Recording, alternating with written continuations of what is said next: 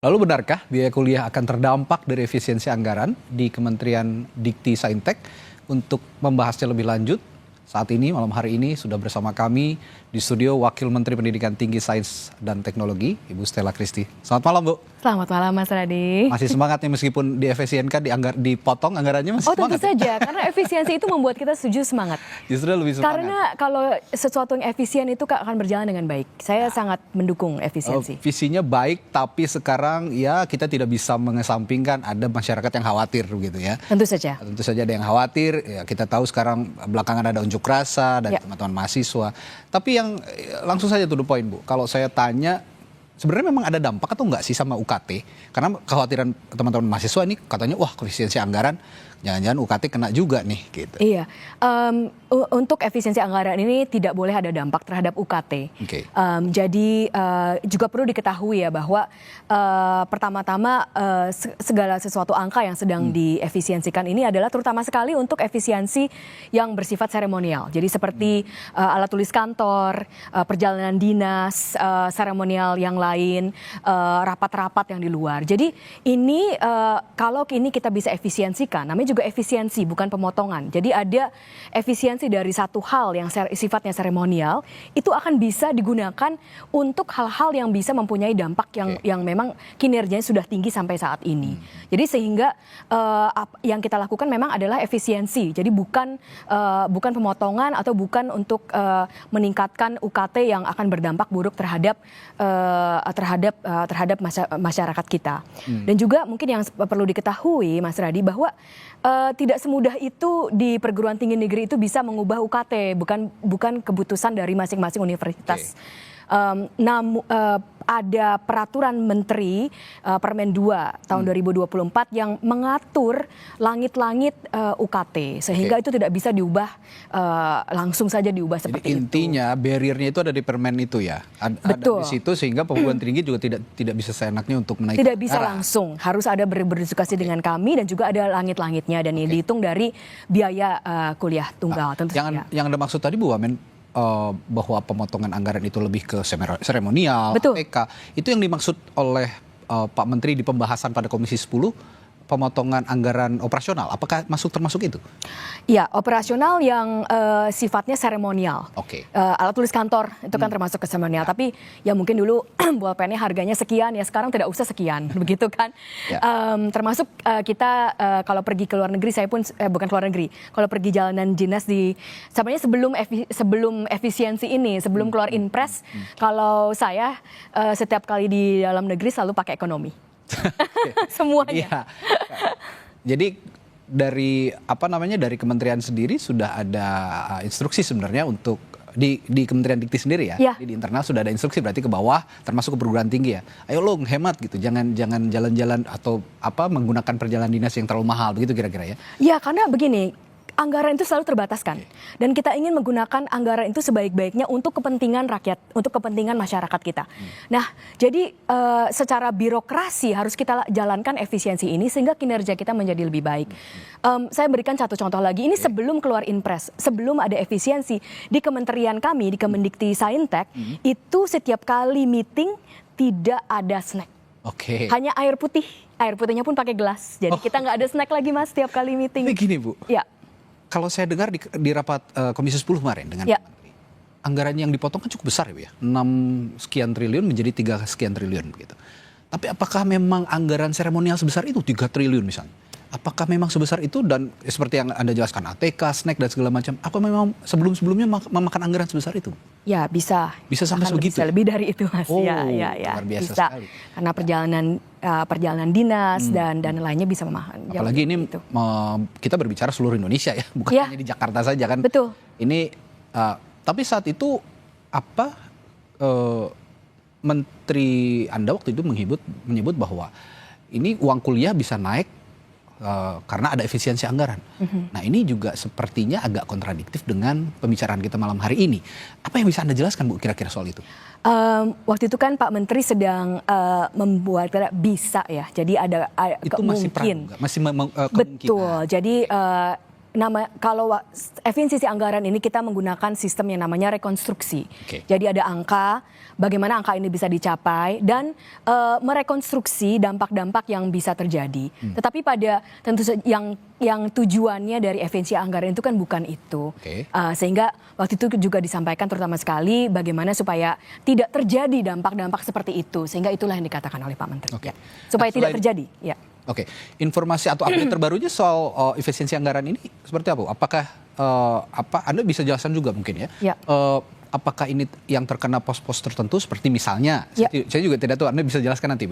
Misalnya biaya untuk beasiswa, misalnya biaya untuk riset. Apakah pos-pos itu yang terkena atau ada pos-pos lain yang terkena? Atau memang yang pertama sebenarnya dari Kementerian Keuangan itu ada instruksi yang cukup jelas. Jadi kita ada tabel untuk kategori-kategori yang seremonial. Misalnya ATK, alat tulis kantor itu diminta untuk mengefisiensi sampai 90%.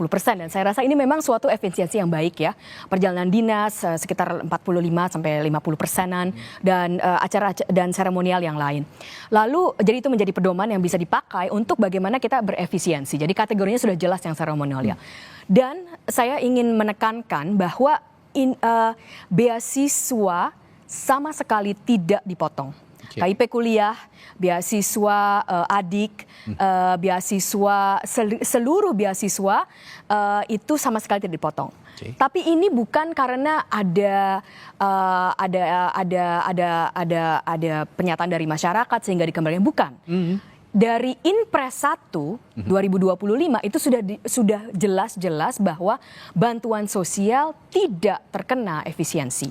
Beasiswa itu semua termasuk bantuan sosial. Masuk ke item situ ya? Iya, jadi itu dari awal memang sudah tidak terkena efisiensi. Jadi bukan karena akhir-akhir ini ada penyampaian aspirasi sehingga ada kebijakan yang berubah. Tidak ada perubahan. Dari Inpres 1 2025 itu sudah jelas bahwa bantuan sosial tidak terkena efisiensi.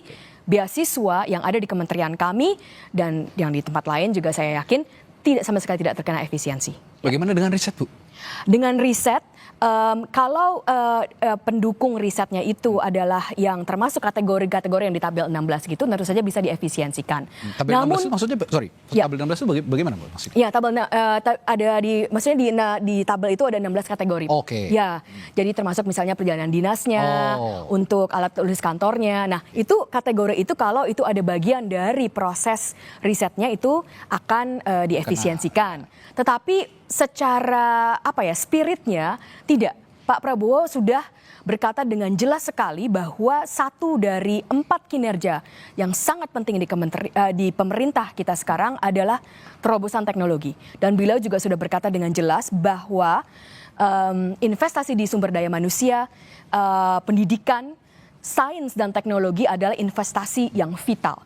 Sehingga untuk risetnya itu kami sedang optimasikan dan kami berharap untuk dalam jangka waktu sebentar akan ada berita baik bahkan bahwa riset ini akan bisa berkembang. Karena Pak Prabowo kan program prioritas utamanya, quick win-nya salah satunya itu adalah developing sumber daya manusia. Gitu. Betul. Kalau Pak Jokowi terkenal dengan infrastrukturnya. Kalau Pak Prabowo ini memang punya visi yang maju soal itu tadi yang saya bilang, developing sumber daya manusia. Sehingga masyarakat, kekhawatiran masyarakat juga sebenarnya kan agak make sense juga begitu ketika pendidikan, riset, beasiswa segala macam terkena. Jadi malam hari ini ditegaskan ya Bu, tidak ada yang terkena dan ini ada jaminan dari Kementerian Dikti sehingga apa yang ingin disampaikan juga untuk masyarakat supaya mereka juga tenang begitu dengan untuk beasiswa sama sekali tidak terkena potongan. Untuk yang vital seperti di riset itu kami dari Kemendikti-Saintek juga sedang mengoptimasikan supaya ada dana-dana lain yang bisa kita gunakan untuk mendukung riset kita. Dan juga ini salah satu yang sangat penting sekali bahwa program-program unggulan dari Bapak Prabowo untuk membangun sumber daya manusia kita dan juga meningkatkan ekonomi kita yang berbasis sains dan teknologi itu semuanya berhubungan. Makan bergizi gratis, cek kesehatan gratis, ini kan membangun sumber daya manusia. Tetapi juga mungkin yang mungkin menarik, kami di Kemendikti-Saintek itu juga sudah sedang menyusun bagaimana riset kita itu akan bisa menghasilkan yang bisa dipakai langsung di program makan bergizi gratis. Bagaimana riset kita bisa menghasilkan yang bisa dipakai langsung oleh cek kesehatan gratis. Sehingga itu ada hubungannya antara seluruh program-program unggulan Bapak Prabowo yang membangun SDM-nya dan juga menggunakan riset yang ada di Indonesia. Ya. Dengan adanya reaksi dari teman-teman mahasiswa belakangan ini, Bu, sebenarnya Anda sebagai orang yang juga ada di pemerintahan, bagaimana seharusnya menyikapi protes-protes seperti ini? Karena memang faktanya kalau kata Ibu tadi kan tidak ada dampak sebenarnya untuk UKT. Iya. Yang pertama saya ingin meyakinkan bahwa kebijakan-kebijakan dari Bapak Presiden Prabowo, dari pemerintahan Pak Prabowo Gibran itu sangat berpihak kepada masyarakat, sangat berpihak kepada negara ini. Kita bisa lihat secara jelas ya, makan bergizi gratis itu untuk memberikan kesehatan, untuk memberikan gizi yang adalah fundamental. Kita tidak bisa mempunyai belajar pendidikan tanpa gizi yang cukup sebelumnya. Sesuatu harus dibangun dari dasarnya. Cek kesehatan gratis ini untuk seluruh masyarakat Indonesia dari awal sampai akhir. Ada juga program-program unggulan lainnya, termasuk yang sedang kita jalankan di Kemendikbudristek akan membangun yang namanya SMA Unggul Garuda, memberikan akses terhadap pendidikan berkualitas sains dan teknologi kepada mereka yang sebelumnya tidak mempunyai akses kepada pendidikan berkualitas ini. Nah, tetapi kita juga bisa mengerti kenapa jika adanya terjadi penunjukan penyampaian aspirasi-aspirasi yang terjadi kemarin dan masih sampai saat ini, itu kita juga harus bercermin dan melihat bahwa ternyata komunikasi harus kita perbaiki. Nah inilah jadi saya terima kasih di sini bisa bertemu dengan Mas Radi dan juga bisa berbincang-bincang dengan masyarakat karena kita perlu berkomunikasi dengan jelas. Jadi kebijakannya saya rasa sangat jelas sekali, kebijakannya itu sangat berpihak kepada masyarakat, namun kita juga harus bisa berkomunikasi, kami sebagai pemerintah komunikasinya masih belum clear, sehingga banyak yang agak salah tangkap. Mas. Taruh begini Bu, kalau semisal ini kita kan malam hari ini menegaskan bahwa UKT tidak terpengaruh dengan efisiensi anggaran. Ketika terjadi nanti di kemudian hari ada aksi protes atau aksi unjuk rasa dengan membawa bukti bahwa wah ternyata UKT-nya naik nih di perguruan tinggi tertentu, tentu Kementerian Ibu juga akan bertindak langsung atau bagaimana? Kita tentu saja akan mengkaji ya di perguruan tinggi negeri ya, di perguruan tinggi negeri karena di perguruan tinggi swasta itu tidak bisa kami atur. Tapi di perguruan tinggi negeri segala sesuatu perubahan itu akan kami bicarakan bersama sehingga harapannya itu adalah tidak boleh naik UKT dan juga efisiensi tidak berdampak terhadap UKT. Tapi kita efisiensikan bersama. Jadi selalu kita bicarakan, selalu kita lihat kepentingannya untuk kepentingan masyarakat. Tapi ini tidak menurunkan juga standar kualitas pendidikan tinggi kita ya Bu ya. Artinya efisiensi anggaran jangan sampai juga ya ini kan bagian dari pelayanan publik juga memberikan pendidikan tinggi kepada mahasiswa. Tentu saja. Tadi kan saya sudah bilang bahwa kami sedang mengoptimasi dan juga mengusahakan memperjuangkan bahwa dana riset mudah-mudahan akan juga bisa berkelanjutan dan mudah-mudahan bahkan bisa diperbaiki. Nah, di perguruan tinggi itulah riset itu di perguruan tinggi. Dan pendidikan tinggi itu datangnya dari juga riset. Jadi kalau kita mempunyai riset yang mumpuni di perguruan tinggi, kualitas pendidikan tinggi kita akan meningkat. Kalau Mas Radi bisa lihat, kenapa ranking-ranking perguruan tinggi yang sangat unggul di dunia itu mengapa? Itu karena risetnya. Kenapa riset itu sangat berdampak pada pengajaran? Karena kalau kita sebagai ilmuwan itu mempunyai riset yang paling mumpuni, kita juga akan mengajarkan kepada mahasiswa kita sains atau di ilmu apapun yang paling mumpuni, yang paling frontier. Itulah yang sangat menjadi penting sekali. Jadi ada dana-dana lain. Jadi pendidikan tinggi itu bukan satu arah hanya mengajar di kelas, tapi risetnya, kegiatan yang dilakukan itu semuanya adalah suatu kesatuan. There's so many way to innovate gitu. Betul. Dari ekosistem untuk meningkatkan ekosistem di perguruan tinggi adalah termasuk dan juga penting sekali ekosistem riset, ekosistem sains dan teknologinya. Jadi malam hari ini kita bisa tegaskan, tadi Ibu Stella juga sudah menegaskan bahwa any kind of scholarship, semua beasiswa termasuk tenaga pendidik juga ya, termasuk beasiswa dosen juga tidak akan. Beasiswa dosen sama sekali tidak dipotong, yang namanya adalah BPI, beasiswa KIP sama sekali tidak dipotong dan mungkin mungkin ADK juga ya? Adik itu semua tidak dipotong. Semua beasiswa Semua tidak ada tidak dipotong dan mungkin masyarakat tidak pernah mendengar ini ya angkanya. Itu angkanya luar biasa besar. Oke. Beasiswa KIP kuliah saja itu 14,698 triliun rupiah tahun ini. Oke. Pemerintah itu akan keluarkan untuk memberikan kesempatan bagi para adik-adik kita, mahasiswa kita yang dari latar belakang ekonomi menengah dari ekonomi bawah untuk bisa mendapatkan kesempatan berkuliah. Ya. Tanpa bermaksud untuk mengompar pernyataan Pak Menteri kemarin, artinya yang kemarin dibicarakan di DPR itu ya